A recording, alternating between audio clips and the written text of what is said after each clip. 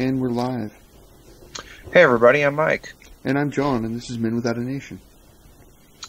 You can find us on menwithoutanation.blogspot.com. You can find us on Podbean at Men Without a Nation, at Nation Men on Twitter, and of course Men Without a Nation here on YouTube. So tonight's episode, this is kind of a bit of a continuation from last week. Last week, the subject was the sort of the undermining of the feminine, the undermining of women, where we talked about how a lot of the machinations, by Satan and by his surrogates throughout the last century or so has been to undermine women, and by so doing that, undermining men. And this is kind of a continuation of that for those who read the blog or will read the blog. Tonight's episode is Civilizational Disintegration, Sexual Non-Conformity and Gender. This is, again, it's kind of an offshoot of the previous subject. So, any words? Yeah, we brought a little bit of this last week. We didn't really deep dive into it because we knew that we were going to eventually do a full stream on it. I think this is a really important subject for our stream, especially because the way that we feel about these things is traditional, and in 2019, again, that wonderful trope in the current year, being traditional about gender and gender roles, some of the things that we explained in last week's stream is radically, it's considered radically offensive. And the crazy thing about this for me, I think, is that we've allowed less than 1%, less than 0.3 of 1%, or what have you, of the country decide how everyone else should think and act and speak. Yeah, for sure. And I think that's dangerous. I think that's really dangerous. And we're conditioned now to follow whatever narrative is thrust upon us. Well said, sir. Well said. That reminds me of something that, even though I don't really pay attention to Jordan Peterson much anymore, it reminds me of something that he said in one of his early talks. It was something along the lines of, and this is really applicable to this topic, because there's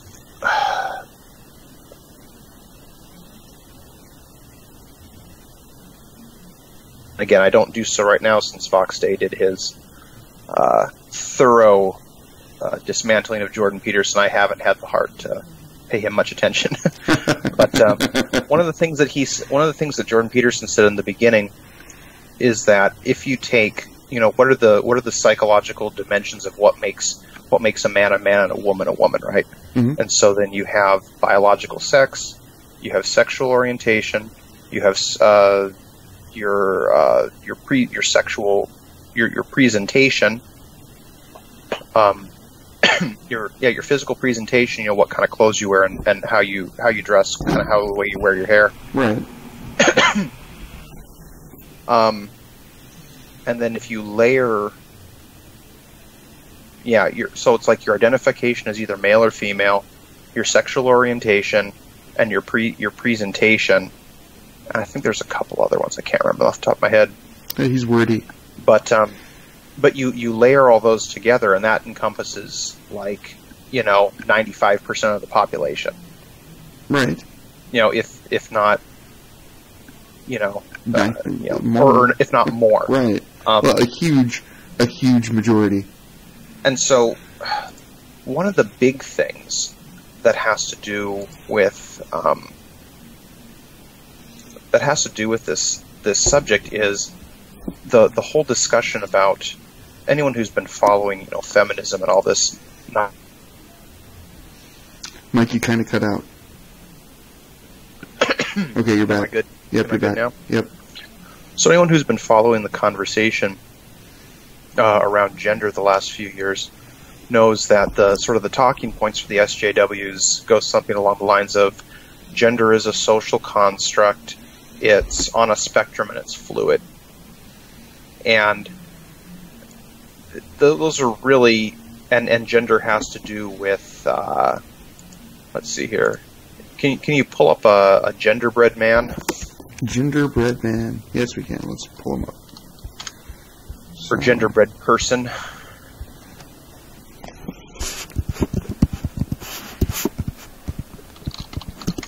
And this... Mike, you cut out again. Yep. Oh, you're back. Here we go. Oh my gosh. I don't know about all this. Oh, this genderbread? Yes. Well, yeah, and so it's like these are the...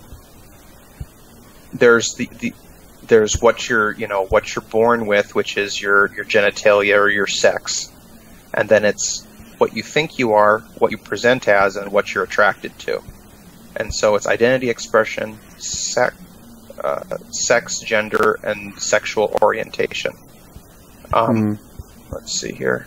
Yeah, identity, expression, sex, gender, and sexual orientation. Although sex and gender are kind of... Anyways. Right. Sex, expression, sexual orientation, and identity. All of that are parts of gender, right? And so when someone says gender, it's a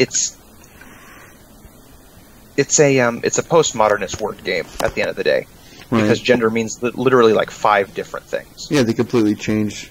Yes. And so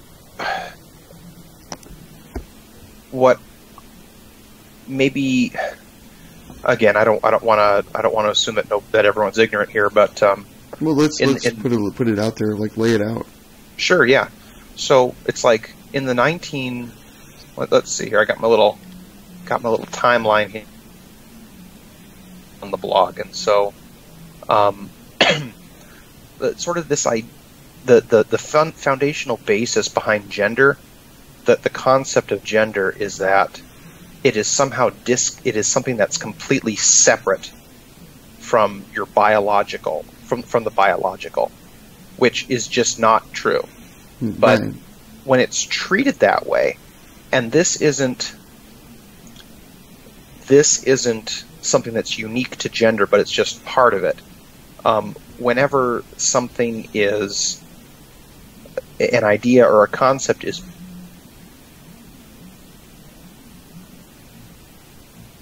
the life examples, and then it is then used for social engineering, it tends to break the thing it purports to help fix. And so this isn't just with gender. I mean, this is with modern, you could say free trade economics. You could say the Enlightenment concept of individuality, the concept of egalitarianism, stuff like this. Right. And so, there wasn't the word gender before 1955, I believe, was used as a grammatical, it was a grammatical concept, because there's a lot of languages that have quote unquote gendered language where a word is associated with masculine and a word is associated with feminine. This is true in Spanish, it's true in German. I'm sure it's true of all of the definitely all of the Latin-based languages, for sure. Exactly. Yep. And so, which is most of Europe. And so, excuse me, got a dry throat this evening. Here we go. Took a sip off of my beer, and now I'm feeling better. Excellent. So, I mean, there wasn't such a thing as gender. It was just kind of implicit. Right. It was implicit in your biological sex, and there was always this what was considered normal, And most cultures, including American culture, had the concept that everybody knew that not everybody fit these rigid sort of, how did I put it in the blog? Let's see here. The acceptable median behavior. Right?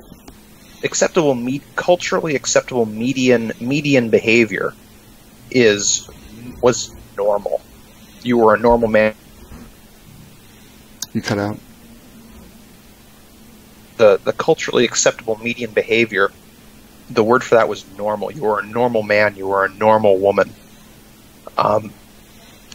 What's really interesting about, even like Native American cultures.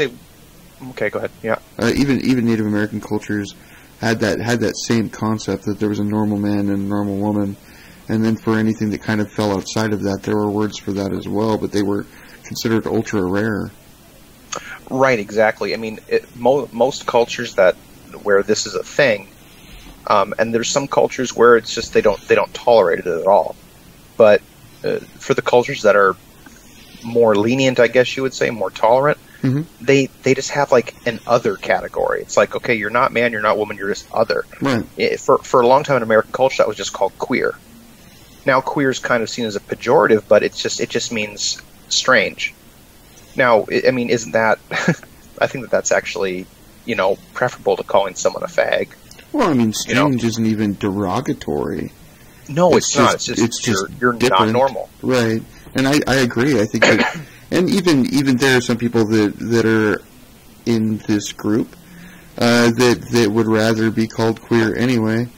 But yeah, I think that it's pretty obvious that when someone is different, I think that using the pejorative term for it that we've come up with now, and there are multiple, is just sort of, I don't know. It's kind of passé now, I mean, it means everything now. Yeah, it doesn't just mean a gay person. It means everything's gay, right? Right. Yeah. I mean, that doesn't mean anything anymore. It really doesn't. But so, it wasn't, and the folks in the gender studies, they want to paint all of this, sort of this. Before this was as everyone was just really so intolerant and stuff like that. It's like, no, I don't think that they were. Not for people that, maybe it wasn't as acceptable culturally, but it's not like everyone knew that there's always people on the edges, and this is like it's like cross cultural, that there's these exceptions to the norm, right? And they're allowed. Those people are, in the past have been allowed to exist, peacefully without glorifying it or paying much attention to it. It was like, well, I mean, if that's how you want to live your life, then you have to live on the edge because it's not normal.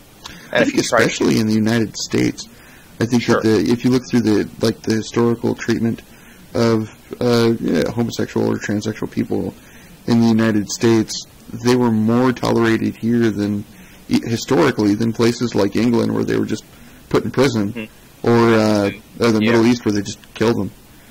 Right. Yeah. I mean, there are some exceptions, obviously. Mm-hmm. But let's see. What was I thinking before you derailed me there with that very, very appropriate comment? Sorry. No. It was very appropriate, and it just happened to derail my thoughts. Right. So. And as long as and now we're talking like, not like on an individual level, right? I mean, if you have a best friend who's gay, whatever. I mean, you can work that out on an interpersonal level, but like we're talking like on a macro level, a societal level, right? And so, what you have here is that, and there was a great, I mentioned him last time, Jonathan Peugeot. He did a great. He did a great video interview with somebody they were talking about. You kind of cut out again. They were talking about, Jonathan Peugeot was talking about Polynesian culture with a fellow. It was a short interview, like 20 minutes or something like that. But he made the point that it's like, look, for a culture has to allow, can't be normalized or your culture falls apart. And that's kind of what we're,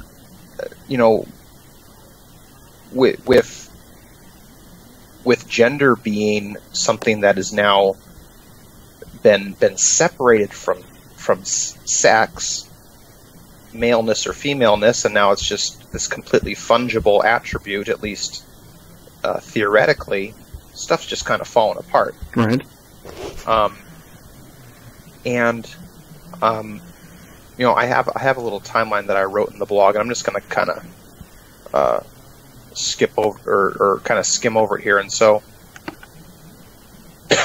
we talked a few weeks ago about sort of the Great Awakening that happened in America, or it was called the Great Awakening, and that's kind of where this all started. It's just the first cracks in the armor, so to speak, because there was a big egalitarian movement in the in the 1800s, which allowed women to be spiritual leaders. And the first segment here, we're gonna, we're just gonna kind of touch on what's going on here. Last segment, we're gonna get back to what the Bible has to say about all this. Right. So that the biblical explanation is coming. And so it was the cracks. The first cracks were letting women be spiritual leaders, which is traditionally sort of the purview of women who practice witchcraft and stuff like that. And then came in the 1900s came the vote, which, as I explained last time, is kind of, there were some witchcraft / socialist influences in women's suffrage. And then following that, after the two world wars, people were reduced to interchangeable economic units. Men and women didn't matter. And then after that came, in the 40s, I believe, the public study of human sexuality. Something that used to be private was now being talked about publicly, and that was Alfred Kinsey, who wrote the famous Kinsey Report. Right.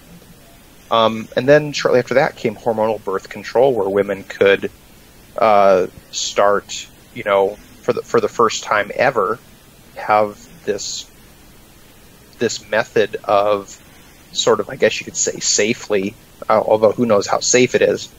It was kind of just pushed through by political interests after it was discovered. There are multiple side effects. There probably are. Women on birth control, in my experience, are just kind of, on hormonal birth control, just kind of unhinged a little bit. But then after hormonal birth control came the idea of gender, which was the philosophical. So first came the public study of human sexuality, and then the control of the, I guess you could call it reliable control of the birth process of when women can get pregnant. And then came the philosophical decoupling of the behavior of sex from the biology, and that was John Money. Perverse. And and John, you know more about John Money than I do, and I was hoping you could. He's a pretty sick person. He kind of considers himself a doctor, although I think that he should have any kind of credentials taken away. He's dead, so they're all gone. Well, yeah, that's true. He began with a child that was a boy, and they performed surgery on him as a baby, and it basically took away the part of you that makes you a boy. And then he spent the next 10 years of this child's life trying to convince him that he was a girl through psychology. The child eventually grew up. I believe that they committed suicide as an adult. John Money also tried to normalize later on in his career after that travesty, and a lot of people kind of hated his guts for it, but he really pushed the progressiveness along. He then moved on into trying to normalize bestiality. Yeah. He was in a couple of different documentaries. So it's not a wonder then that, it doesn't surprise me that the feminists and the gender studies folk picked up on his, his concept of gender was highly popularized, because it fit into narrative. It's crazy how they're willing to completely forgive someone who committed horrifying acts on par with the things that they tell us the Nazis did, that Mengele did, and they're accepting of that from someone that agrees with their worldview. Right. Yeah. So, anyways, yeah. I mean, we could probably do a whole stream on John Money, and we may yet, but I think just suffice to say, essentially, like 10 years after he invented this thing, he was giving advice to parents he was giving medical advice to parents about their children and having them permanently, like, surgically alter themselves. Yeah. I mean, the guy's a flippin' monster. Yep. There's no bones about it. I mean, it wasn't until, like that kid that you just mentioned, if I remember properly, he was like the second. He was one of the early. He was one of the early people to actually have that gender reassignment surgery. Yes. I mean, it's not like it had even been proven out. It was just like people were just treating kids like, like space monkeys. Yeah. Essentially. They're used them as experimental hamsters, even. And so it was, yeah. I mean, they were just doing this stuff and hoping it worked. And so it's just really monstrous. So anyways, after the philosoph, I find anything like that, but just kind of laying it out, it kind of shows you just how, just bit by bit, each of these things adds together. And so then right away after the sort of the philosophical decoupling of the sex behavior from the sex biology, then there came the sexual revolution. And then shortly after that, abortion on demand. Shortly after that, gay rights. Shortly after that, the Rainbow Coalition. After that, trans activism, and now trans kids activism. And now a lot of people think that the normalization of pedophilia is next. Which they've actually been pushing for that for since the 60s. Right.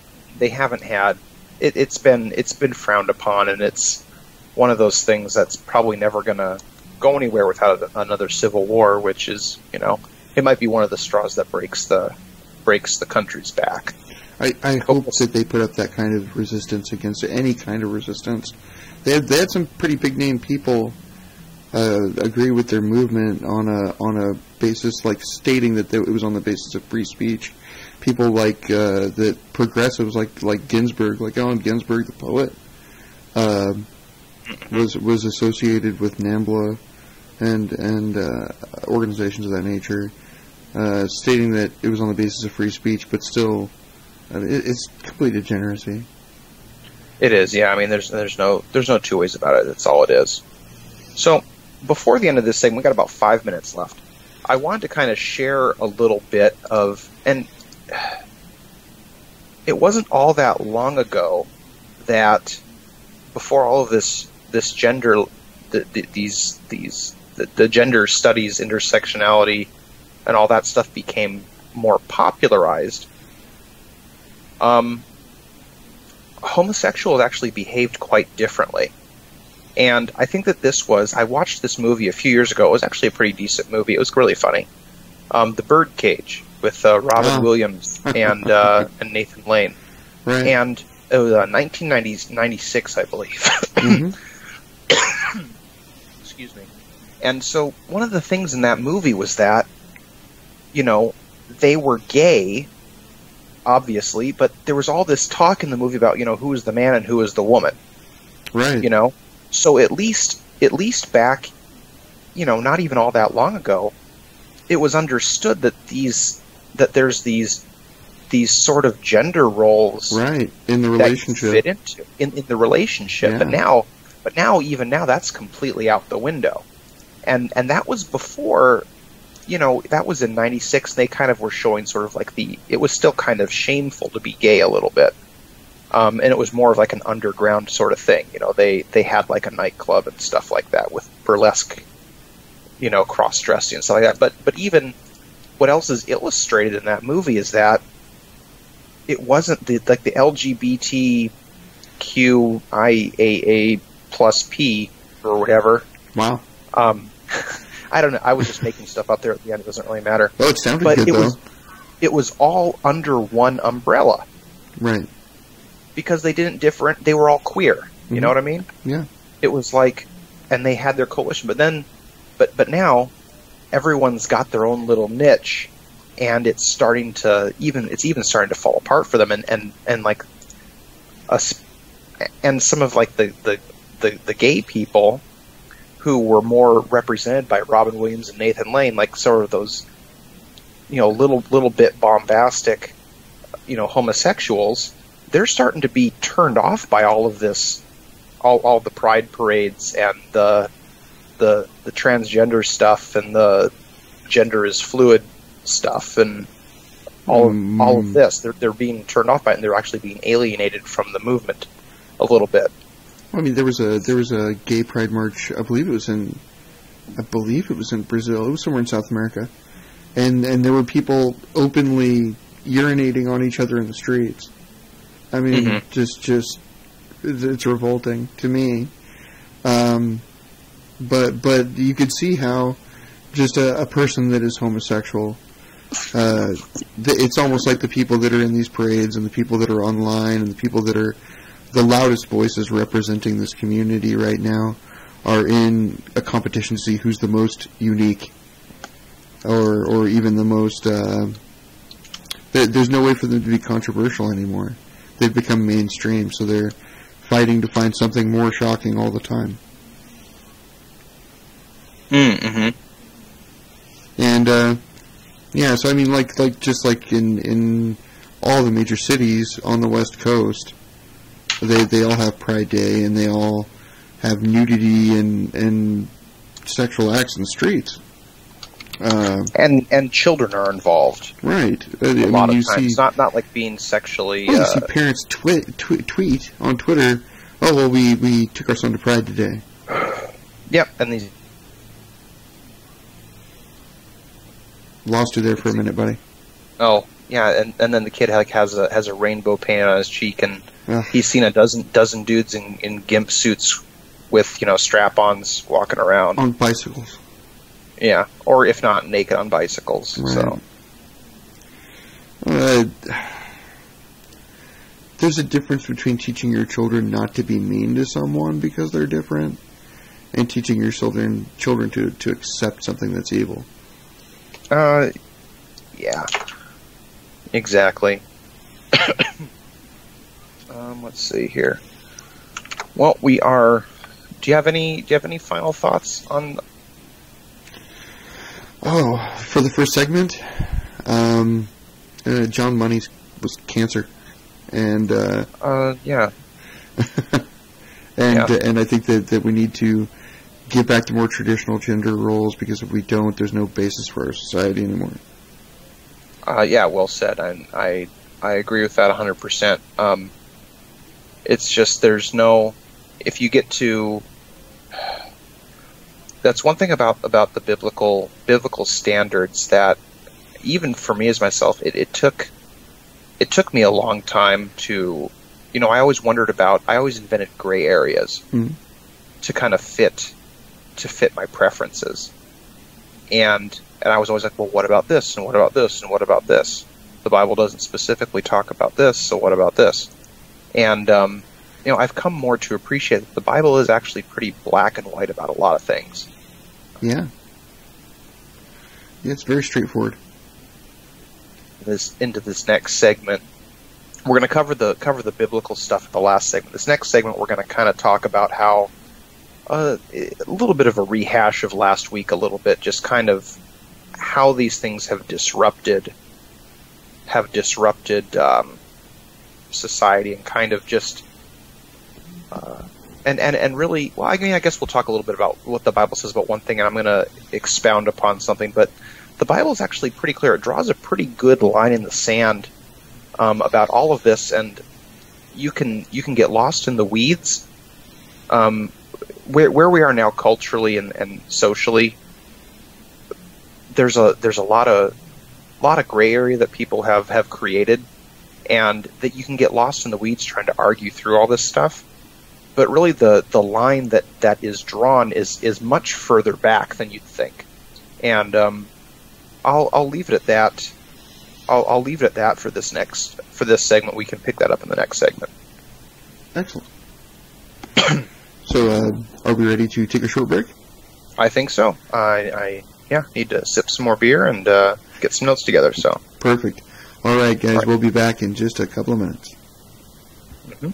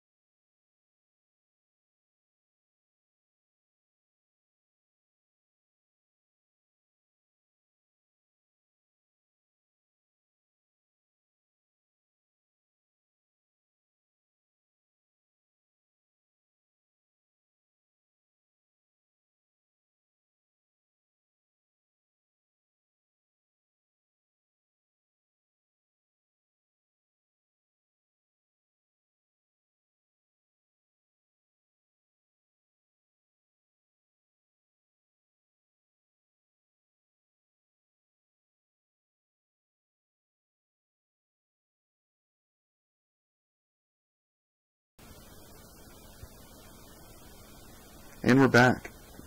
All right, everybody. So John and I were just doing a little discussing over the break, and in this segment, I think that we're going to talk a little bit about how, just more broadly, about some of these forces, these social engineering forces that kind of that they cause an inversion when they're decoupled from their very necessary real life application, or the real life instance where we get the idea from, right. If that makes sense. And I think that we've talked about gender bit, but maybe we should just rehash that just a little bit, and then we can move on to something else, like we can move into then sort of the next thing, which will be this will be probably the next stream that we do, which is more in diversity, the idea of diversity and stuff like that. Okay. Well, let's see. So are we gonna like rehash the last segment just a little bit? Just a tiny bit, and I think that maybe we should talk about we talked about society had like a normal standard, right? And at sort of like average behavior. So why don't we just kind of rehash that a little bit? Well, like a huge percentage of the population would fall into that median behavior. You have your man and your woman, and it's very obvious from the outside looking in who is a man and who is a woman based on things like dress and also action. They act out their roles accordingly as well. Unfortunately, a certain time period ago, probably, now that's 60 years ago, they began decoupling the concept of gender from biologically, whether you have a penis or a vagina, and making it more about traits of your personality, more psychological concept and feelings. Yeah, exactly. Yeah. Feels over reals, if you will, and pushing us toward where we are today. But I think that one thing that I kind of found interesting when thinking about this topic was people didn't have a lot of vocabulary to kind of describe it.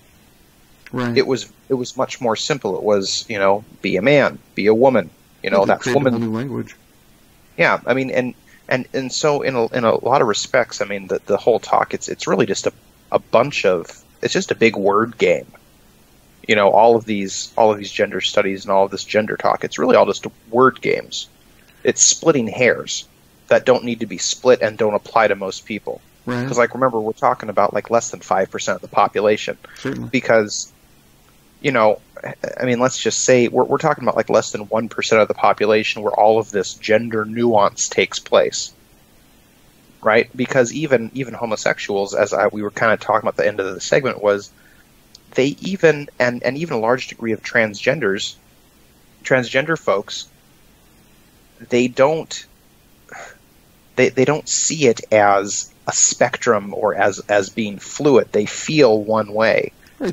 If it's a man, they feel it's a male, a biologically male person, they want to be considered as a woman. And if it's a biologically female person, they want to be considered as a man. They don't want to be considered as a thing in the middle somewhere. Mm-hmm. Like, if you look at people that have actual, the psychological term is a medical gender dysphoria. People that have gender dysphoria, they don't want to be an attack helicopter. They want to be considered the opposite of what they are. Unless you're Lauren Southern, right? Then you can be an attack. Is she the one who did attack helicopter? I think she could be whatever she wants, I suppose, but I think she was the attack helicopter, yes, sir. This is a side note. I watched a video. It was really funny. But Canada passed a law about how you could change your gender you could officially change your gender. And so maybe people don't know this, but Lauren Southern is technically a man in Canada. That's her official gender. And she was going through, she recorded the whole thing, but she went through all of the government agencies, and she just, she's this very short, obviously female, obvious woman is obvious, going in there and saying, yeah, I'm a man, and I need to get this changed.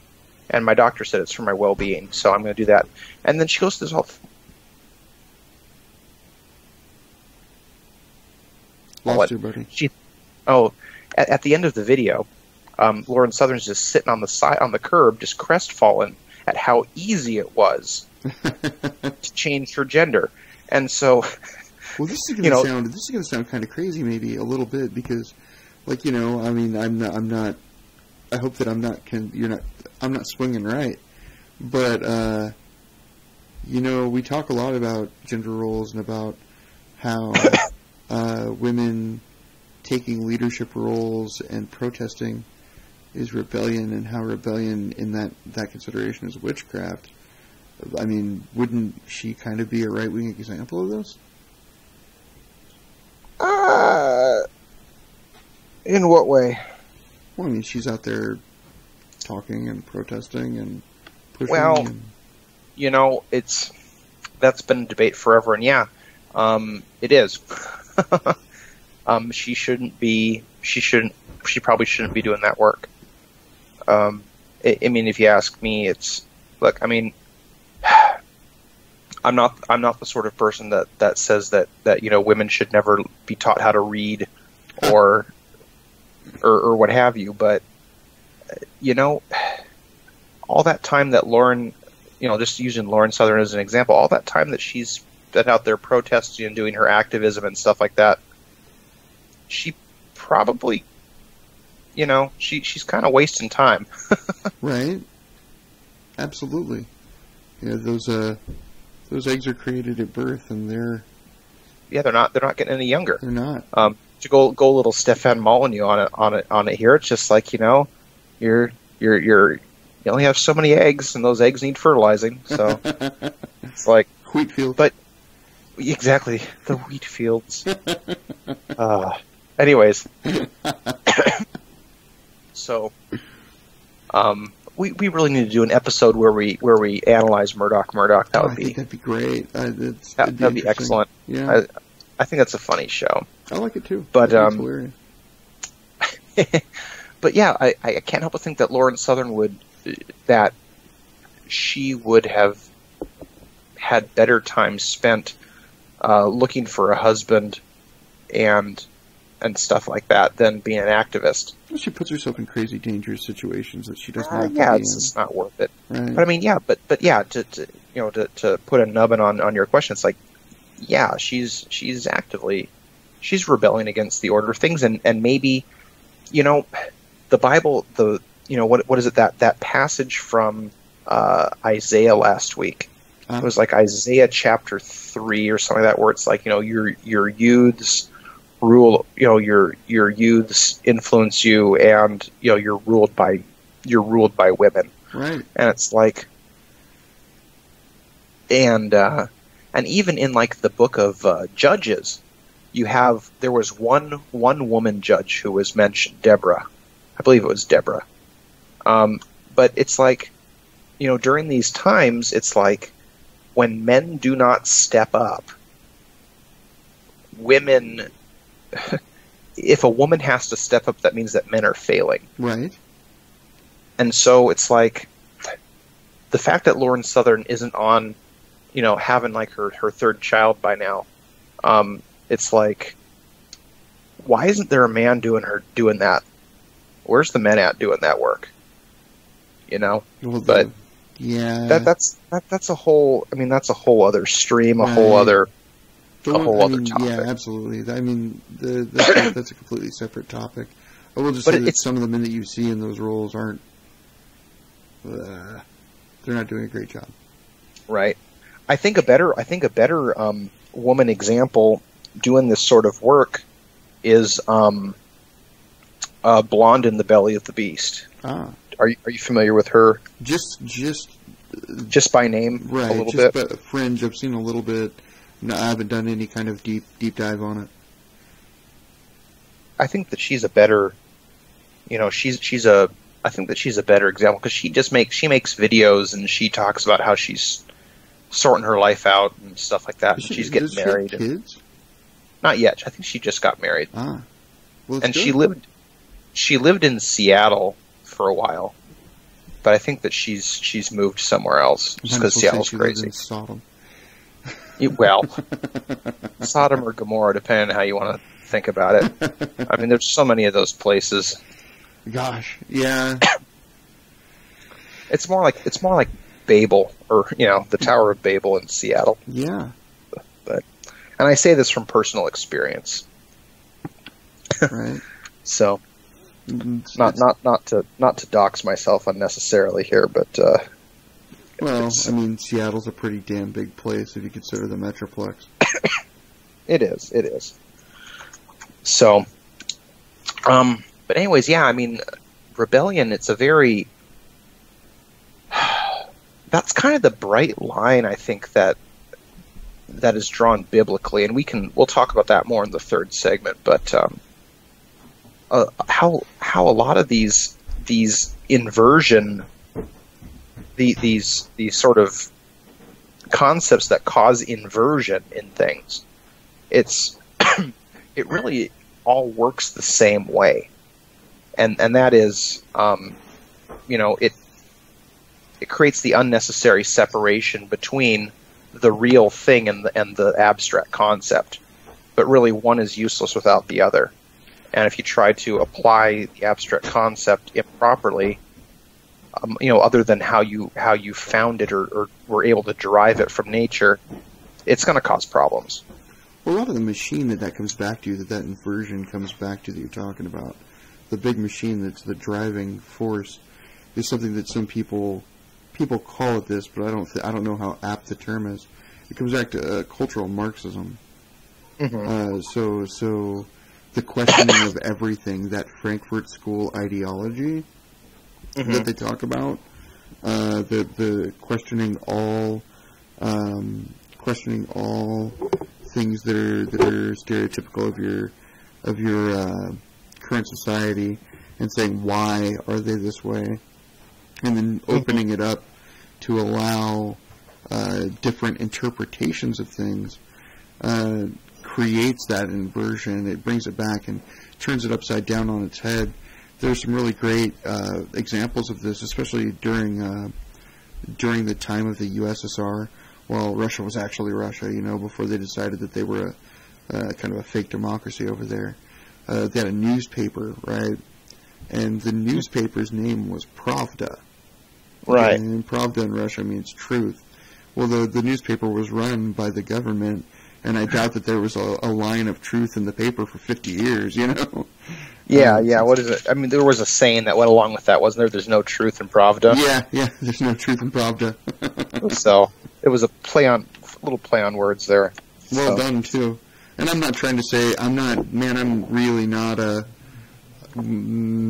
professional conspiracy, and it pushes into that line of weird conspiracy mm-hmm. theory when you get into cultural Marxism and stuff like that. But just regular old Marxism is good enough. If you look at Gramsci and the march through the institutions, and how that happened in the United States, and mm-hmm. that kind of began that people that were Marxists, people that were socialists, kind of slowly wormed their way into institutions such as public education, the way that we implement the welfare state, and they take people and educate them in a manner that causes them to question all mm-hmm. of the roles of everyone in society, right, to a point to where it breaks down. Well, yeah, and it's not just questioning, but like, I mean, I understand that that's like the subtle way to do it. If you get everyone to question everything, then nothing works. Right. But it's even more concrete than that. It's like teaching. It's a simple indoctrination. It's programming. Right. And so, yeah, and it's done through these very sort of, and I'll say satanic, seductive things, because the first inversion happened in the Garden of Eden, where it was Eve was tempted by Satan to be just like God, right, which is in the inversion of the hierarchy, or the upsetting of the hierarchy, putting the human on level with God, which just doesn't work, and that just caused paradise to be lost. Yeah. So. Well, in a crazy way, that sort of parallels everything that you see right on up to the present. Mm-hmm. Well, and yeah, from that original sin. Well, and that's why I say that it's not. Although we can dissect the concept of gender, and we can kind of point out how it works and why it's nonsense and stuff like that. It's kind of getting lost in the weeds, which is kind of by design. but if you can step back and you can look at the big picture, you see, well, that's just one of many parallel tactics that Satan uses, through trying to subvert people. Oh yeah. And like I said, it's like, free trade is another one where every person is made into an interchangeable economic unit, where your only value, your only worth is based in the sort of the relevance of your skill set. Right. And it doesn't care if you're a man or a woman as long as you can do the job. But you're a laborer. Right. Which for a long time I actually subscribed to.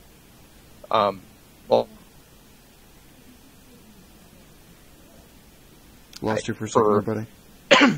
Well, I just said I subscribed to that for a long time, a lot longer than I'm happy to say. Where I just thought, well, sure, yeah, men and women are equal, fine. We can have social equality, and as long as you can do the job, whatever, I don't care. But just kind of like a side note, the only social media that I'm personally on is Instagram, because that's where Owen Benjamin is. Able to post stuff. And so I actually got into an argument on a Breitbart article where it was an article about a woman who's been in Hollywood. She's 28 years old, and she's thinking about going into the Army as an officer, and her Green Beret dad is all for it and stuff like this. And I was just like, does anybody else see what's wrong here? And I got into a big ol', people. Oh, yeah. Oh, lost it for a second again. Oh, that's okay. There you are. Let me, Sorry about let me that. actually, yeah. Let me actually just pull up my, I got my handy tablet here. I'll just, look up the exchange a little bit. Right on. Do-do-do. I'm completely interested in this because I think that you and I agree wholeheartedly on this particular topic, so I'm super interested in what you had to say on it. This is a pretty good one. Yeah. So, I'm completely against females in combat roles. Right. So let's see here. All right. So this was the article. I'm just going to read it real quick. It says so actress, I'm not going to say her name. Actress is leaving Hollywood behind and enlisting the U.S. Army with an eye toward helping people. 28-year-old told TMZ she's considering a big choice for her life. Considering it for a while, it's a big choice, but thankfully parents and little brother were very supportive of me. Dad was actually in the Army. He was a Green Beret medic, and my little brother, he's in the Marines. Said she hopes that her stint in the Army will lead her to begin working to help people and maybe lead to a career working to thwart human trafficking. On a more tangible micro level, there is a human trafficking occurring in the United States. I've written papers, spread awareness, and as an Army officer, I intend to learn skills I can later apply when I'm on a team helping these victims. And so then I wrote, holy shit. So instead of doing what God made her to do, which is have babies, raise a family, transmit culture, and build community, she's going to go and try to do the most counterproductive thing possible, which is to be cannon fodder in the infantry. I was being pedantic there. She's not joining the infantry. When men are conscripted into this role, it's enough of a tragedy because of the waste of life. But at least they make better soldiers when they don't get killed. We don't need any more women playing at being inferior men. Leave the fighting to the men and go do something they can't do, which is have babies. The real tragedy is that she is supposed to be one of ours, quote unquote, and she's making this ass-backwards choice, encouraged by her Green Beret father, no less. We are so screwed on so many levels. Wow. People didn't take too kindly to that. I don't blame them. But nobody understood the point I was trying to make, which is that, look, I'm going to use Israel as an example here. Israel, everyone is conscripted into the military. Men, women, doesn't matter. Yeah, they all do 2 years. But, here's the thing. They are a nation, they're a country that's in the middle of hostile territory, and so they need every able-bodied person on deck. And they don't have a huge population either. No, they do not. So they need every able-bodied person to defend their country from death, right? Right. We don't have that problem in the United States. And so what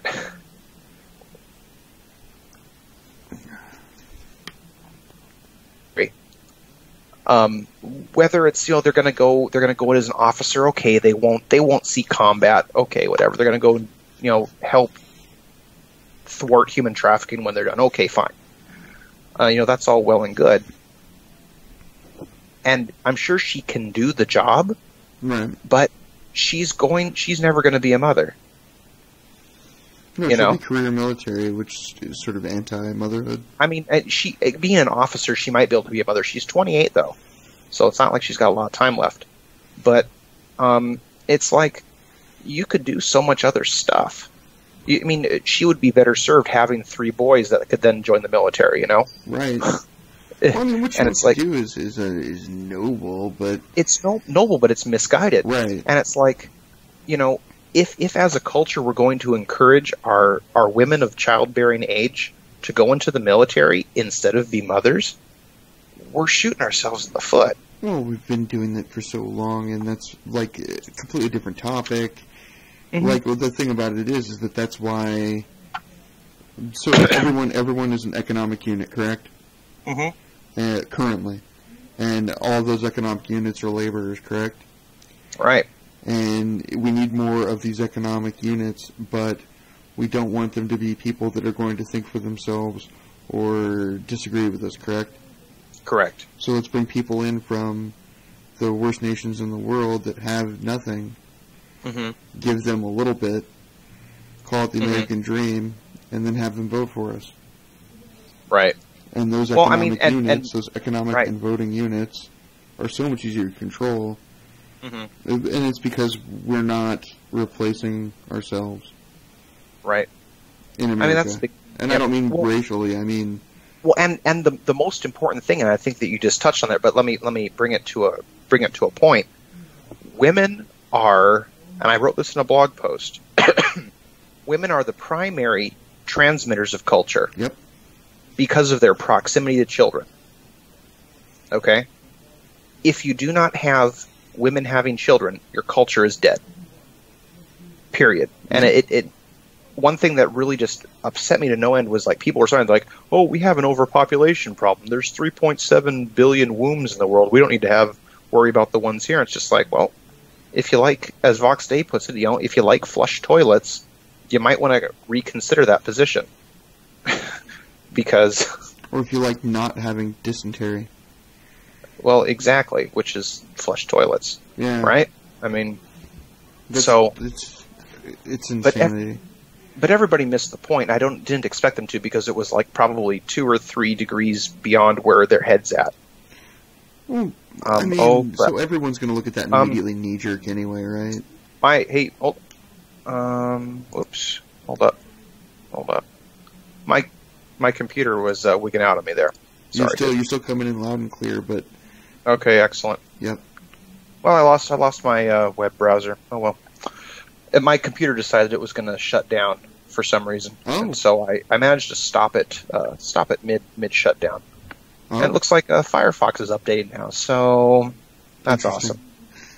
Anyways, well, it's about the end of the second segment. That segment just blew by. It did. It was a little bit more rambly than I'd hoped. But I just hope that the big takeaway for people was that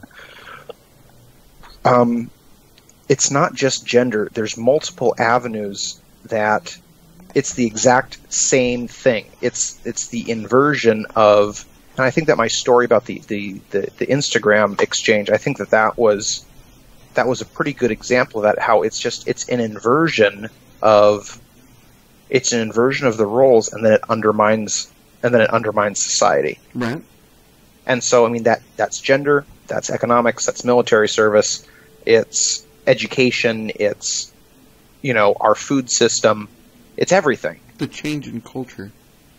Mm-hmm. Exactly. It's a complete change of our culture.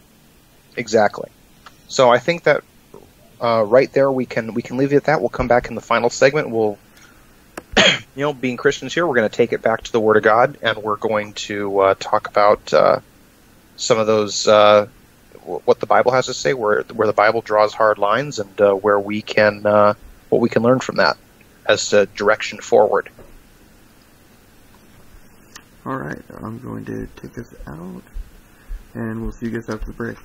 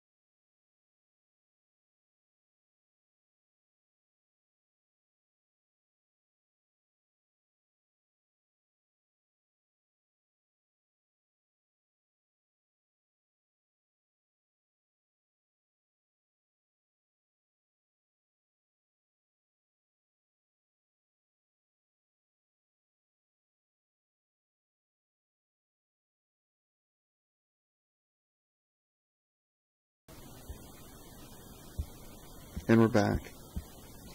All right, everybody. Sorry for that extended break there. We had to do a little organization behind the scenes, and my computer was being touchy, so... we're back. Excellent. Final segment. There we go. Last segment. Yeah. All right, final segment here. We've kind of talked about the social ramifications. We've talked about the concept of gender and how it's an inversion and undermines things. We've talked about the social ramifications. Now we're going to kind of talk about the biblical underpinnings of kind of the way forward. Bible passages we're going to read to you guys, and we'll talk about them in between, and then at the end we'll kind of bring it all together with, we'll just kind of flip through some pictures just to kind of make the point here, right? And we're just going to do a search for those on the fly. So if boobs show up on live stream, we're sorry. We're sorry. We'll figure out how to cut it out. Exactly. All right, so I'm going to go ahead and start off here. We got to remember that, and this is from the last stream, that God made men and women purposefully. It wasn't, he didn't make them with interchangeable roles. He didn't make them with, being biologically the same. They're biologically different. They're functionally different. They have different roles. Culturally, all of that, societally, stuff like that. So this is from Genesis chapter 2, it's verses 18 through 25. This is right after God made Adam, and he just had him, name all of the animals, and he's doing his naming work, and there's no suitable helper for him to be found. Actually, no, that's in here, so I'm just going to read this before I have to eat more words. Genesis 2, verses 18 through 25. Excuse me. The Lord God said, "It is not good for the man to be alone. I will make a helper suitable for him." Now the Lord God had formed out of the ground all the wild animals and all the birds in the sky. He brought them to the man to see what he would name them. And whatever the man called each living creature, that was its name. So the man gave names to all the livestock, the birds in the sky, and all the wild animals. But for Adam, no suitable helper was found. So the Lord God caused the man to fall into a deep sleep, and while he was sleeping, he took one of the man's ribs and then closed up the place with flesh. Then the Lord made a woman from the rib he had taken out of the man, and he brought her to the man. The man said, "This is now bone of my bones and flesh of my flesh. She shall be called woman, for she was taken out of man." That is why a man leaves his father and mother and is united to his wife, and they become one flesh. Adam and his wife were both naked, and they felt no shame. So we kind of see here, God obviously he made man out of the earth, like he made all of the other animals, except for the differences.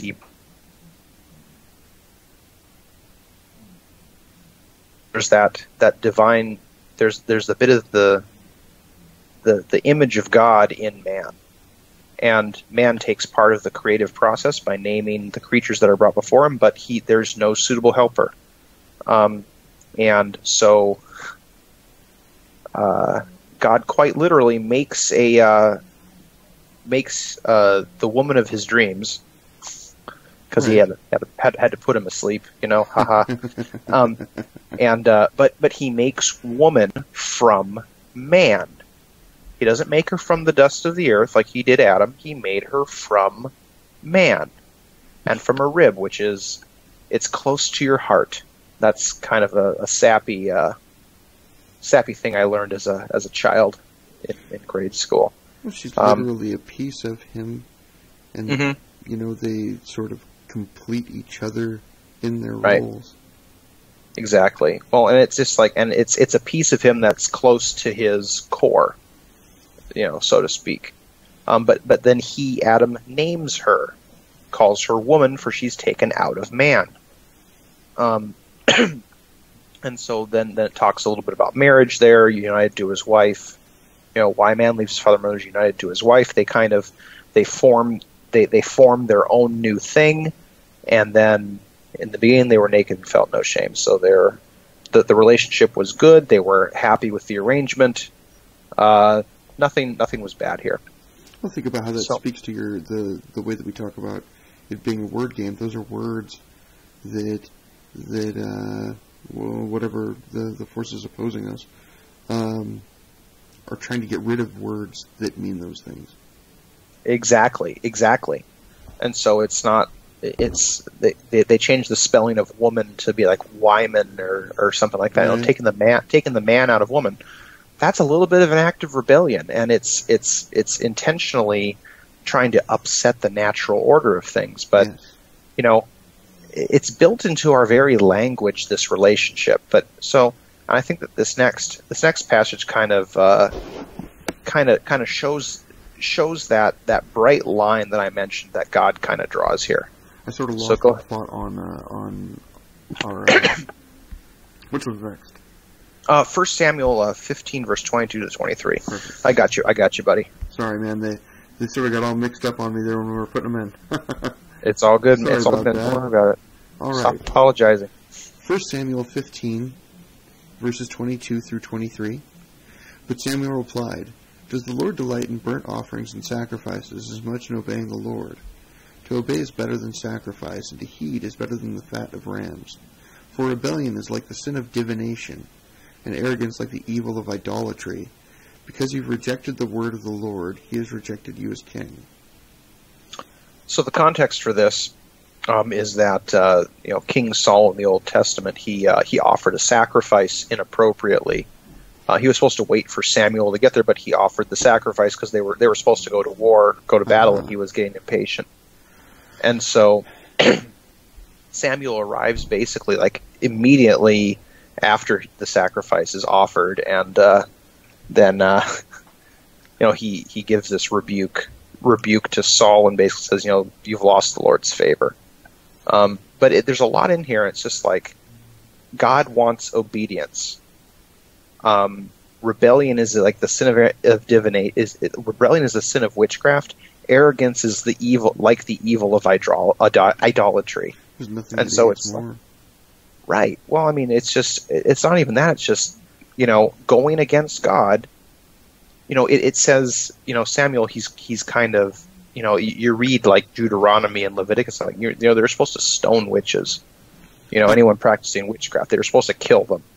And so it's like it's a death offense, and right. Arrogance is like idolatry, you're getting yourself off from God. You're worshiping something that's unworthy, and so we'll get back to this, but that's like the bright line that God draws, in terms of what He considers, in terms of following His. What we just saw in Genesis as His order, as His will.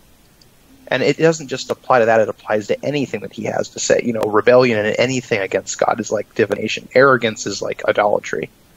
And so it doesn't just apply to the gender roles or the sex roles that He has established in men and women. It applies to everything that He would have us do. So I'm going to read now from 1 Timothy chapter 2. It's the whole chapter, but it's a short chapter. So here we go. And again, this everything that we read is going to be in relationship to the working relationship between men and women. So just bear that in mind. But also, it just has roles. It doesn't necessarily have to do with how men and women interact with each other, but kind of setting up those roles for daily living, so to speak. Or life in the church, which back in the day was sort of the daily interaction with your fellow believers. So here we go. 1 Timothy chapter 2. This is the heading that was inserted by the translators was instructions on worship. So I'll take a peek here. Chapter 2, verse 1 and following. I urge then, first of all, that petitions, prayers, intercession, and thanksgiving be made for all people, for kings and all those in authority, that we may live peaceful and quiet lives in all godliness and holiness. This is good and pleases God our Savior, who wants all people to be saved and to come to a knowledge of the truth. For there is one God and one mediator between God and mankind, the man Christ Jesus, who gave himself as a ransom for all people. This has now been witnessed at the proper time, and for this purpose I was appointed a herald and an apostle. I am telling the truth, I am not lying, and a true and faithful teacher of the Gentiles. Therefore I want the men everywhere to pray, lifting up holy hands without anger or disputing. I also want the women to dress modestly with decency and propriety, adoring themselves, not with elaborate hairstyles or gold or pearls or expensive clothes, but with good deeds appropriate for women who profess to worship God. A woman should learn in quietness and full submission. I do not permit a woman to teach or to assume authority over a man. She must be quiet. For Adam was formed first, then Eve, and Adam was not the one deceived. It was the woman who was deceived and became a sinner. But women will be saved through childbearing if they continue in faith, love, and holiness with propriety. There's a lot going on there. But, and going back to Samuel, bear in mind that, rebellion or arrogance, against clear instructions like this, it's sinful. It's not how God wants us to behave, and it's going to have negative ramifications. And so, I do not permit a woman to teach or to assume authority over a man. So, right. Does that mean? I mean, it's just right there, straightforward, black and white. And then it says, look, Adam wasn't deceived, the woman was deceived.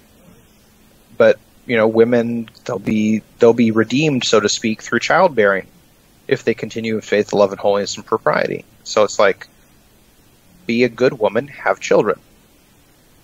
That's kind of, those are some pretty clear instructions. Beret?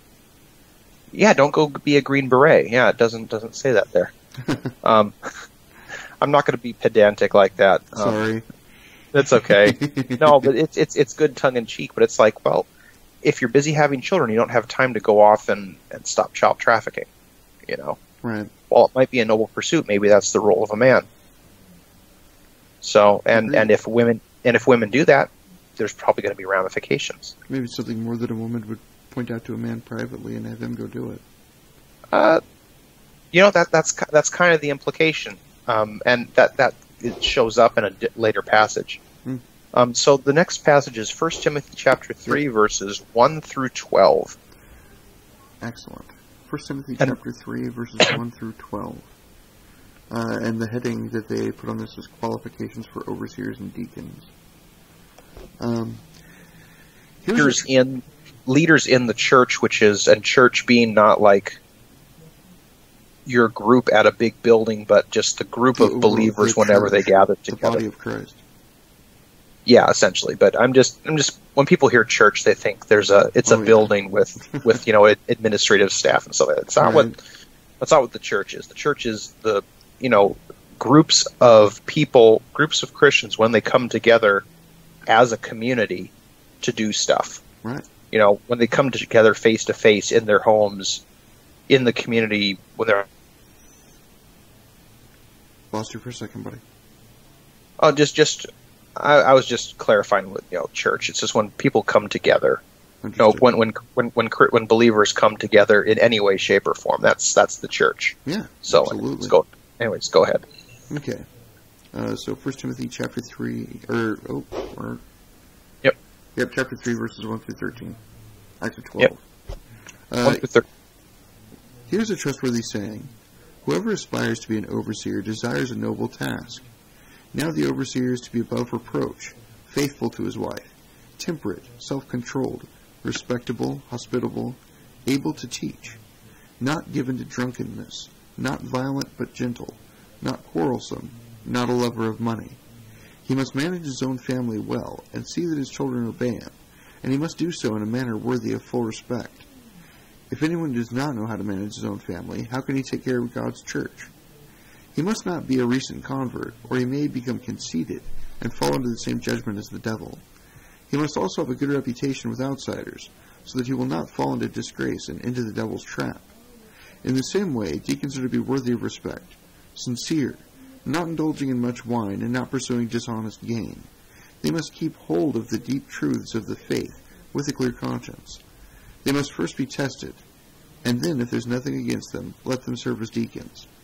In the same way, the women are to be worthy of respect, not malicious talkers, but temperate and trustworthy in everything. A deacon must be faithful to his wife, and must manage his children and his household well. Those who have served well gain an excellent standing and great assurance in their faith in Christ Jesus. Amen. So, if you notice one thing that's just blatantly obvious, it doesn't mention women in leadership. It mentions men in leadership, and the only part that they mention women is in verse 11, and those are the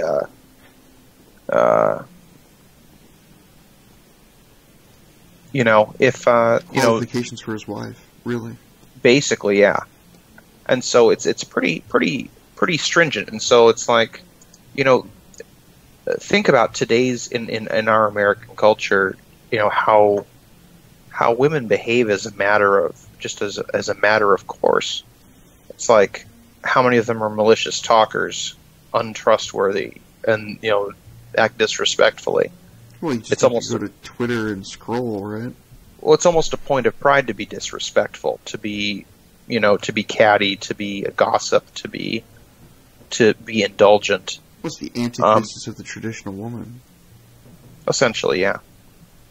So, but that's kind of for overseers and deacons, kind of leadership, people that they do things, they take care of business. So, anyways, moving on. Next passage is from 1 Corinthians chapter 11, verse 1 through 11. Follow my example as I follow the example of Christ. I praise you for remembering me in everything and for holding to the traditions just as I pass them on to you. But I want you to realize that the head of every man is Christ, and the head of the woman is man, and the head of Christ is God. Every man who prays or prophesies with his head covered dishonors his head, but every woman who prays or prophesies with her head uncovered dishonors her head. It is the same as having her head shaved. If a woman does not cover her head, she might as well have her hair cut off. But if it is a disgrace for one to have her hair cut off or her head shaved, then she should cover her head. A man ought not to cover his head, since he is the image and glory of God, but woman is the glory of man. For man did not come from woman, but woman from man. Neither was man created for woman, but woman for man.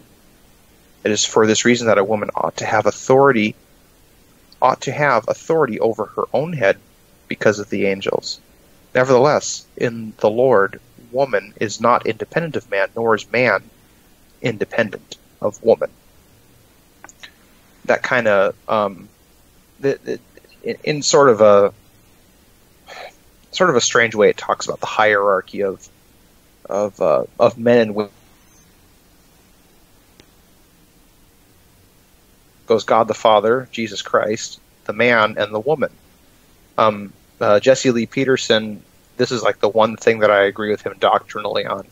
It's like the hierarchy is God, man, woman, women, children. Amazing. And so, but I mean, it even talks in here, it's like, it talks about hair, for crying out loud. And this isn't saying that, it's a sin to cut your hair short, but it's like, it's a bit of a sign of rebellion. Right. And everybody knows it. Everybody knows outward. It's an outward symbol. Mm-hmm. It's an obvious physical symbol of rebellion. And I'm actually gonna look. Let's see here. Let's see here.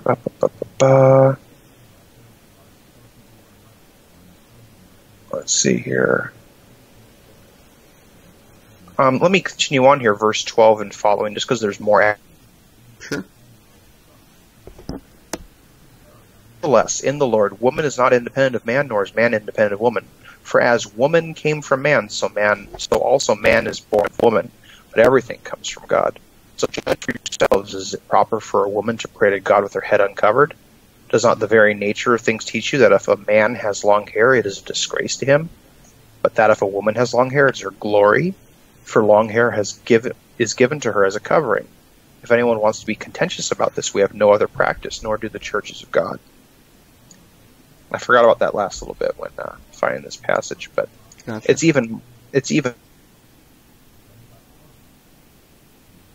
it's like this hierarchy is to be respected, and you shouldn't even. Women need to not upset the hierarchy. And notice most of this is directed at women, but even a little bit directed at men. It's like men don't act like women, women don't act like men. Right. I mean, it boils down to that, basically. That's kind of what it comes down to. And it can be as something, the way is that it can be something as simple as your hairstyle. That determines whether or not you have a rebellious, you have a heart of rebelliousness, which, again, in Samuel, as we learned, is it's just like witchcraft. Yep. And there's arrogance that goes along with that, which is just like idolatry. So just some good food for thought there in terms of the seriousness with which, this hierarchy, this order of things it needs to be respected. Go ahead with the next one, buddy. Okay. 1 Corinthians 14, verse 34 through 35. Yep.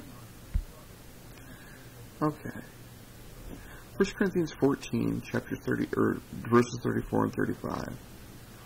Women should remain silent in the churches. They are not allowed to speak, but must be in submission, as the law says.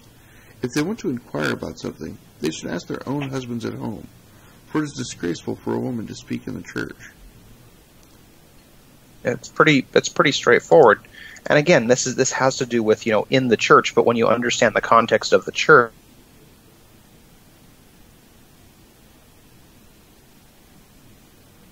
it wasn't, there was the home and then there was the church. Right. Because the church was your group of fellow believers. And we'll get into a little bit, but again, it has to do with authority. The woman isn't supposed to have authority in that social structure. And like you said, you mentioned earlier, John, about, if a woman sees something about, human trafficking, just ask your husband. You should be like, husband, this is terrible. You should do something about this. Hey, do you not see what's going on here? Look at this. Which is completely appropriate, by the way. Yeah, because women are supposed to help. Yeah. I mean, he's obviously, like, he's probably got something else in his mind. And bringing something up that's important as that's completely fine. Yeah, for sure. So, moving on. The next passage is 1 Peter chapter 2, verse 18 through chapter 3, verse 7. It's not nearly as long as it sounds. But this and just to give some prior context, this is about this has to do with the idea of submission. Knowing sort of, I hate to use the phrase, but it's the best. It's like understanding your place, understanding your role. And so I'll with that caveat, I'll start reading here.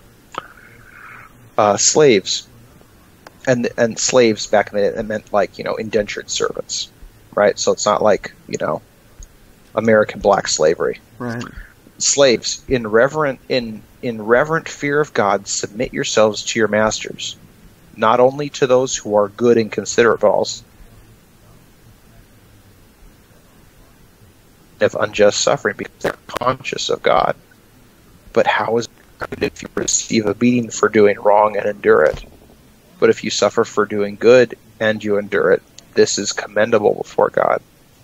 To this you were called, because Christ suffered for you, leaving you an example that you should follow in his steps. He committed no sin, and no deceit was found in his mouth. When they hurled their insults at him, he did not retaliate. When he suffered, he made no threats. Instead, he entrusted himself to him who judges justly. He himself bore our sins in his body on the cross, so that we might die to sins and live for righteousness. By his wounds you have been healed. For you were like sheep gone astray, but now you have returned to the shepherd and overseer of your souls. Wives, in the same way submit yourselves to your husbands, so that if any of them do not believe the word, they may be won over without words by the behavior of their wives, when they see the purity and reverence of your lives. Your beauty should not come from outward adornment, such as elaborate hairstyles and the wearing of gold jewelry or fine clothes. Rather, it should be that of your inner self, the unfading beauty of a gentle and quiet spirit, which is of great worth in God's sight. For this is the way the holy women of the past who put their hope in God used to adorn themselves. They submitted themselves to their own husbands, like Sarah, who obeyed Abraham and called him her Lord. You are her daughters if you do what is right and do not give way to fear. Husbands, in the same way be considerate as you live with your wives and treat them with respect as the weaker partner, and as heirs with you of the gracious gift of life, so that nothing will hinder your prayers. And so I think it's really interesting. I was going to just read chapter 3 where it says, wives, in the same way submit yourselves to your husbands, to your own husbands. But I wanted to see what in that same way was. And so I had to go back to the previous section where, it was essentially, the example given there is slaves who take a beating for doing something right, and Jesus who did nothing wrong but bore tremendous suffering. And so wives in the same way submit yourselves to your own husbands. And with the caveat being there that, if you're married to an unbeliever, so that they may be won over without words by your behavior. And so what I'm not saying here is that women should let themselves be in abusive relationships. Right. But from our cultural norms. And I'm not saying that, look, in my marriage it's not like that. And I'm sure in your marriage it's not like that. In a lot of people's marriages, I thought, none of us are perfect. Okay? We're not going to be able to live up to this. If people lived up to it, there wouldn't have been a need in the first place. So, I think, again, this is the standard by which we should try to live up to. But it's like, if a husband's treating his wife well, the wife should, just respect her husband as if she was his servant, as if she was his servant. Which, try tell that to a modern woman, see where that gets you. It wouldn't be any fun. But that's for us believers, that's what we should ascribe to. Strive for. And if society was organized that way, how much better would it be?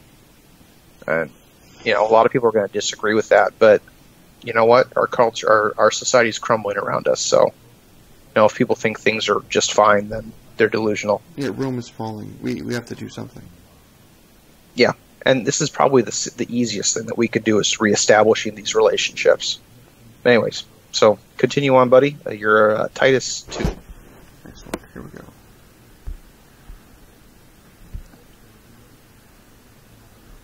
Titus 2. You, however, must teach what is appropriate to sound doctrine. Teach the older men to be temperate, worthy of respect, self-controlled, and sound in faith, in love and in endurance. Likewise, teach the older women to be reverent in the way they live, not to be slanderers or addicted to too much wine, but to teach what is good.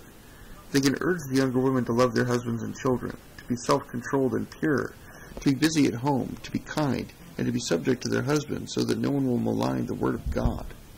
Similarly, encourage the young men to be self-controlled. In everything, set them an example by doing what is good. In your teaching, show integrity, seriousness, and soundness of speech that cannot be condemned, so that those who oppose you may be ashamed because they have nothing bad to say about us. Teach slaves to be the subject of their masters in everything, to try to please them, not to talk back to them, and not to steal from them, but to show that they can be fully trusted, so that in every way they will make the teaching about God our Savior attractive. For the grace of God has appeared that offers salvation to all people. It teaches us to say no to ungodliness and worldly passions, and to live self-controlled, upright, and godly lives in this present age, while we wait for the blessed hope, the appearing of the glory of our great God and Savior, Jesus Christ, who gave himself for us to redeem us from all wickedness, and to purify for himself a people that are his very own, eager to do what is good. These then are the things you should teach. Encourage and rebuke with all authority. Do not let anyone despise you. I think obviously it's teaching. The thing that's consistent there is everyone should be self-controlled. Mm-hmm. But I always find these passages interesting because there's always more instructions given to women. Always. Always, always. I think the reason for that is because men have Jesus as their example. And so there's a little bit more that's needed to kind of guide women in what they should do. But it's like, what are young women supposed to be doing? Loving their husbands and children, be self-controlled, be busy at home, be kind, be subject to their husbands. That's so very different. How are you supposed to do that work in a 9-to-5 as a woman? Have you seen the people that actually do that? They're hated. But they're happy. Oh, absolutely they are. They're hated, but they're happy. Oh, for sure. Anyways. All right. Am I up? Proverbs 31? Yep. All right. Verses 10 through 31. I saved this one for the end because, this is like the gold standard for the woman, right? This is the wife of noble character from Proverbs 31. Verse 10 through 31. It's the last section of Proverbs. So here we go. A wife of noble character who can find. She is worth far more than rubies. Her husband has full confidence in her and lacks nothing of value. She brings him good, not harm, all the days of her life. She selects wool and flax and works with eager hands. She's like the merchant ships, bringing her food from afar. She gets up while it is still night. She provides food for her family and portions for her female servants. She considers a field and buys it. Out of her earnings she plants a vineyard. She sets about her work vigorously. Her arms are strong for her tasks. She sees that her trading is profitable, and her lamp does not go out at night. In her hand she holds the distaff and grasps the spindle with her fingers. She opens her arms to the poor and extends her hands to the needy. When it snows she has no fear for her household, for all of them are clothed in scarlet. She makes coverings for her bed. She is clothed in fine linen and purple. Her husband is respected at the city gate, where he takes his seat among the elders of the land. She makes linen garments and sells them and supplies the merchants with sashes. She is clothed with strength and dignity. She can laugh at the days to come. She speaks with wisdom, and faithful instruction is on her tongue. She watches over the affairs of her household and does not eat the bread of idleness. Her children arise and call her blessed. Her husband also, and he praises her. Many women do noble things, but you surpass. A woman who fears the Lord is to be praised. Honor her for all that her hands have done, and let her works bring her praise at the city gate. I think that, there's that old adage that, behind every good man's a good woman. Right. That's essentially this. It's like, she's not out there trying to compete with her husband, or with other men. She's just handling the business. She's handling their business, and her husband has full confidence in her. She's running that household. He has full confidence in her, so much so that he can go and see to the things beyond the household with other men from the community. Interesting. Like, okay, so this is silly and coming out of left field. The differences between the first ladies of the United States. Mm-hmm. Like, if you look at the differences between the way that the first ladies of the United States acted in the past versus Michelle Obama. Yeah. You know, she goes out there and she almost overshadows the things that Barack was trying to do. She overshadows her husband in more than one way. Let's just put it that way. That's the PG version. Michael. And given that we're talking about gender, I think that's appropriate.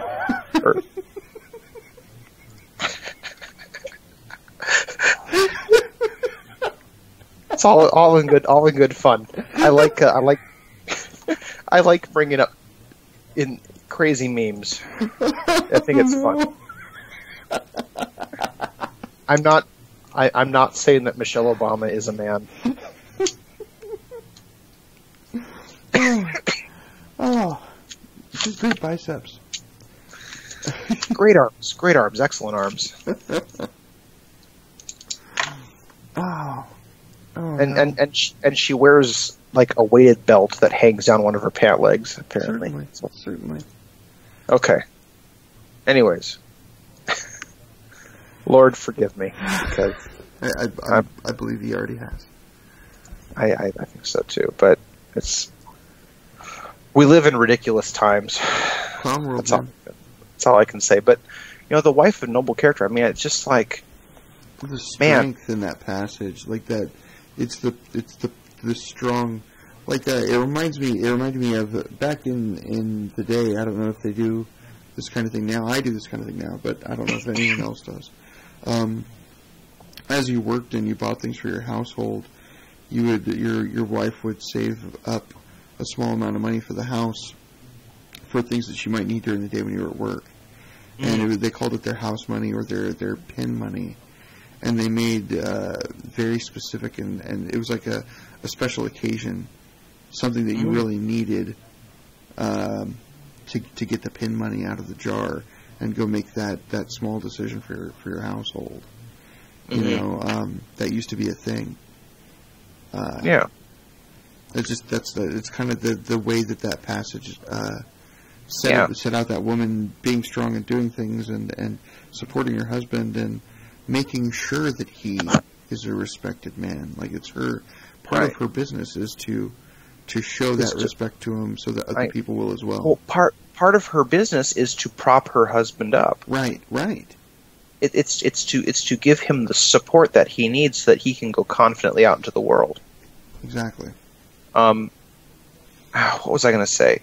And one thing that I wanted to mention here is that, and I mentioned this previous stream, but there's two aspects to life. There's the public aspect and the private aspect.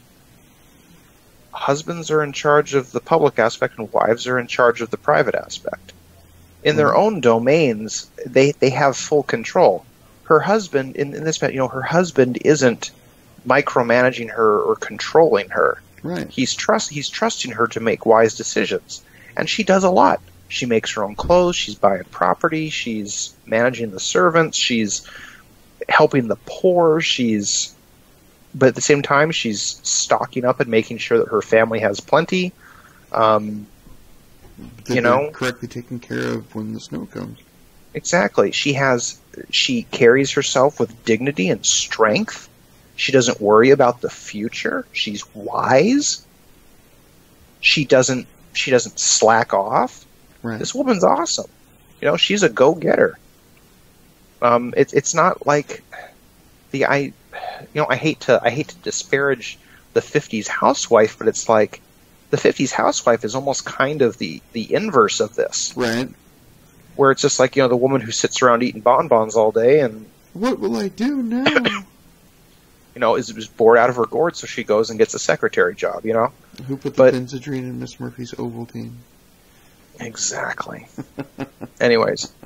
Well, we should probably... We're getting long here, so we should probably wrap this up with Ephesians and then final remarks, and then we'll call it a night. Call it a stream. Yeah, we did kind of go long tonight. Yeah, it's all right though. This is a good one. Ephesians chapter 5, verse 21 through 33. Submit to one another out of reverence for Christ. Wives, submit yourselves to your own husbands as you do to the Lord. For the husband is the head of the wife, as Christ is the head of the church, his body, of which he is the Savior. Now as the church submits to Christ, so also should wives submit to their husbands in everything. Husbands, love your wives, just as Christ loved the church, and gave himself up for her, to make her holy, cleansing her by the washing with water through the word, and to present her to himself as a radiant church, without stain or wrinkle or any other blemish, but holy and blameless. In this same way, husbands ought to love their wives as their own bodies. He who loves his wife loves himself. After all, no one ever hated their own body, but they feed and care for their body, just as Christ does the church. For we are members of his body. For this reason, a man will leave his father and mother and be united to his wife, and the two will become one flesh. This is a profound mystery, but I am talking about Christ and the church. However, each one of you must also love his wife as he loves himself, and the wife must respect her husband. I love this passage. This is one of my favorite parts of the Bible. It's a great passage because it's so it's so completely clear in terms of it lays out. It's so rich because it just lays out. Look, you're supposed to submit to one another, but your submission isn't the same as the other. Right.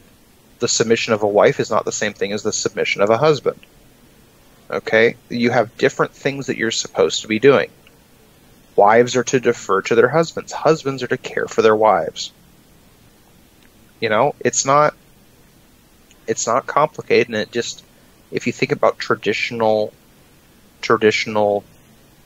I hate to use the word, but gender roles, right. This is it. You know? This is it. The husband is the leader. The wife is the helper. The husband protects the wife. Yep. The wife supports the husband. It's not complicated, but you know, it's even, you know, the sort of the idea of egalitarianism is probably one of the most poisonous.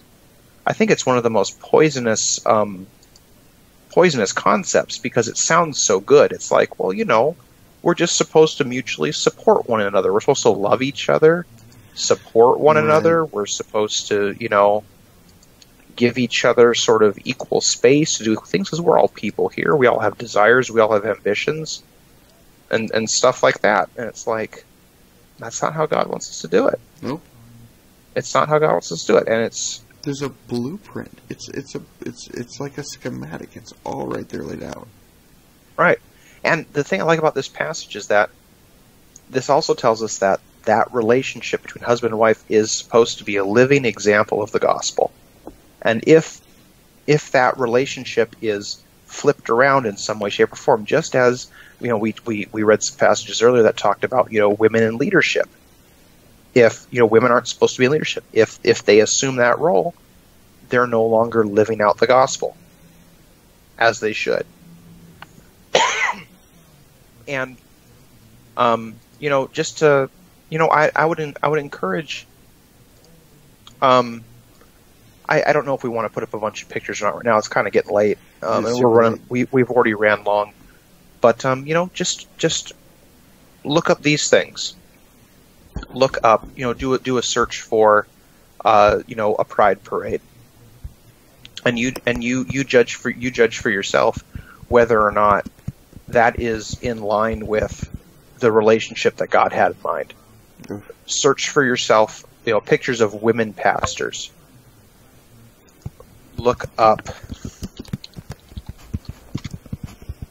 you know, there's a famous, actually a Lutheran, which brings me no amount of remorse, but her name is Nadia Bolt. She's, you know, this tattooed lesbian looking Lutheran pastor. You know, she's got short hair, she's got tattoos, she's masculine, she waxes eloquently about the joys of going to lesbian weddings and experiencing. What's her last name? You know, Bolz Weber. Bolz Weber. You know, and you tell me, is she, you know, she's leading. I mean, is she standing in the role standing in that relationship properly? You know, the look up. personification of Portland, Oregon. Right. Well, she's in Colorado, so I think Denver, but same thing. Right. It's just Sodom 2.0. You know, do a Google search for, you know, do a Google search for, you know, think of 50 Shades of Grey. Is BDSM in keeping with, is BDSM keeping in that relationship where there's, you know, where men are typically, you know, submissive to their dominant wives and or their dominant partners and stuff like that, you know? The homosexual relationship is that the relationship.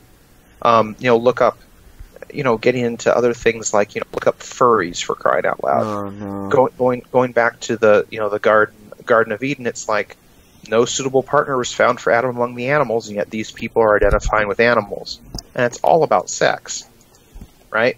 That's like bestiality, like light, you know. And then look up, you know, otherkin, you know, just look up all of these things that are like peripherally connected to gender, and you'll see that, you know, that bright line that's drawn in Samuel. You don't have to get into the weeds and all this stuff. There's that bright line. Is it rebelling against God's design? If so, it's idolatry. Okay? And again, just to rehash, witchcraft is, you know, trying to shape the world using power that's other than God's. You know, be that your own power, or be that the power of a demon, or power of an idea. It's rebellion. It's witchcraft. So, you know, that's kind of the bright line there. And the way that we fight this is, man, be a man. If you're a woman, be a woman. Right. It's as simple as that. Don't listen to the culture. Listen to God. Oh, you're kind of roboting out a little bit right here at the end, buddy. Oh, yeah. You know, just don't listen to the culture. Listen to God. Follow the blueprint, and your life's going to go better. Right. You know, if you're a woman, take a step back and stop being so selfish. If you're a man, step it up, step up to the plate, and just tell your wife no. You know, don't be getting into relationships before you're married. Oh, the one more thing that I forgot to add is, like, look up woman CEO. That's another thing. You know, it's just like, is that the natural order of things? I mean, or is that, that has more a woman being? I mean, it's as simple as that. It's as simple as that. And I know that there's a lot of, you know, we're getting to real, you know, hard right territory here. Right. Because a lot of conservatives don't even agree with all this. So, but then again, conservatives have been losing for 60 years. So everything's pushed so far left that even people that are Democrats are being left in the middle and called Nazis. Mm-hmm. So pushing far right is just swinging the pendulum back. Well, and then we need to do that. So, anyways, it's important. Yeah. Excuse me. I think next stream. I think that for those who I don't think I've mentioned this before, but my wife is due with our second child, and so there may not be a stream next week, depending on when when that little guy decides to make his appearance. And so, if there's not a stream next week, you know, it's probably because I'm working on 2 hours of sleep. And my wife would probably kill me if I wasn't there. Right. To take a feeding in the middle of the night. So it's part of that's got to be strong.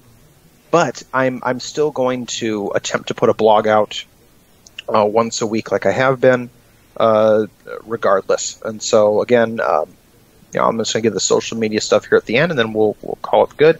menwithoutanation.blogspot.com. Men Without a Nation on Podbean. John, have you gotten the latest? When I kind of bricked my laptop earlier this week, I sort of killed the audio files that I had, but I will get them back downloaded. Okay, that sounds excellent. We're going to have 3. They should be out got everything fixed on the technical side. They should be up probably end of business day tomorrow. All right. Hey, don't make deadlines you can't keep, and just get them up whenever you can. Yeah, I kind of murdered the old laptop this week, and it's all right, man. It's all good. Killed everything that day. That's fine. So, Men Without a Nation on Podbean, and there's some content up there right now. There will be more to come. At NationMed on Twitter. And I gave a shout out on Instagram today for the few followers that I have. I got quite a few over that exchange with the woman in the military, and so there's some people that appreciate that. But Unbiased Bear on Instagram is my personal Instagram. I am one of the bears, a follower of Owen Benjamin. I'm not very active, but I do like to comment on things on Instagram.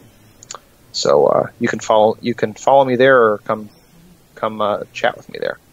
I just want to throw a thank you out there to anyone that listens, clicks, subscribes, any of those things. Just I hope that you found this educational, and I hope that you enjoyed it. Mm-hmm. Yeah, we're just we are trying to do our part to stem the tide here, and I don't think we're gonna be successful in keeping things from turning things in a different direction, but perhaps we can get enough people to spit themselves out of the system that there'll be some useful people left over. That's a great way to put it. And on that dark note, next stream will probably be about on the topic of diversity, which is another one, as I mentioned, it's one of those sort of inversion forces that's become popular lately, and so I'm going to be doing some research into that to put something together like we had for this show. So everyone, take care. Thank you for watching, and don't forget to like and subscribe.